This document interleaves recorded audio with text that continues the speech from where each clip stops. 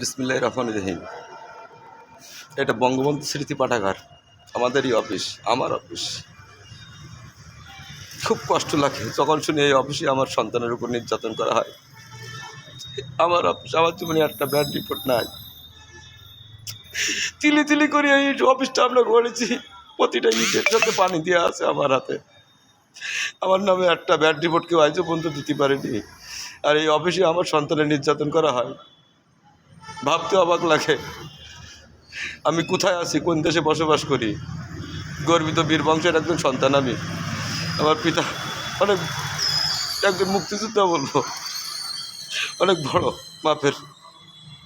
আমার নামের সাথে সৎসংগ্রামী জীবনতে লিখি। আমি আমার শুধু সন্তানটার জন্য আজকে আমি এত আপসেট।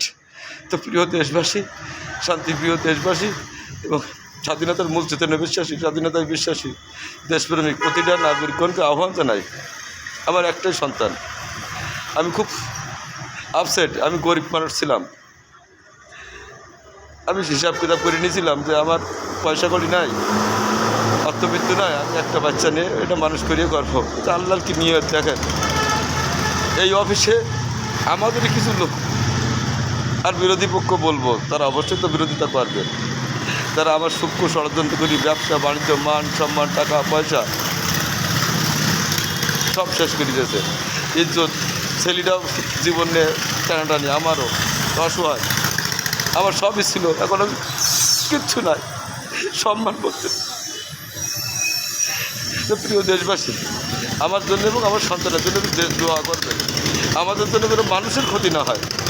আর যারা আমার যদি ক্ষতি করছে তাদের কাছে কী বলবো তো জানি না, তাদের জন্য কী বদ দোয়া দেবো তো জানি না। তো এতটুকুই বলি, আপনারা আমার জন্য দোয়া করবেন, আমার সন্তানটার জন্য, বাচ্চাটার জন্য দ্রুত আমার বুকে ফিরে পাই। কাল সারা রাত আমি তার জন্য কাঁদিছি, আজকে দুপুর পর্যন্ত এখনও গোসল করিনি। আমার বাচ্চাটার পরে অমানবিক নির্যাতন করা হচ্ছে, যা কল্পনাতীত। আমি বাপ, আমি বুঝি। আর ষড়যন্ত্র আমার পরিবারের লোকও আছে, বারবার বলেছি, আমার শ্বশুরবাড়ির লোকজন আছে, স্থানীয় সন্ত্রাসী গ্রুপই বলবো উভয় দিকের। অথচ আমার জীবন আজ জীবন থেকে বলতে পারলেন আমি এই মানুষটার ক্ষতি করেছি, সবই অন্য কোনো ষড়যন্ত্র বা কী হতে পারে জানি না। তো আমার প্রাণের সংগঠন বাংলাদেশ আওয়ামী লীগ যুবলীগ, এখান থেকেই আমার জন্ম। আর এই বঙ্গবন্ধু স্মৃতি পাঠাগার, এটা আমি একজন সদস্য নগণ্য। এই অফিসে আমি মৃত্যুর ভয়ও নিয়ে আসি না, এটা মৃত্যু হয় হলেই কারণে হবে আমার। আমি আসি এই অফিসে, আর কেউ আসুক আর না আসুক, আমার জন্য সবাই দোয়া করবেন। জয় বাংলা, জয় বঙ্গবন্ধু।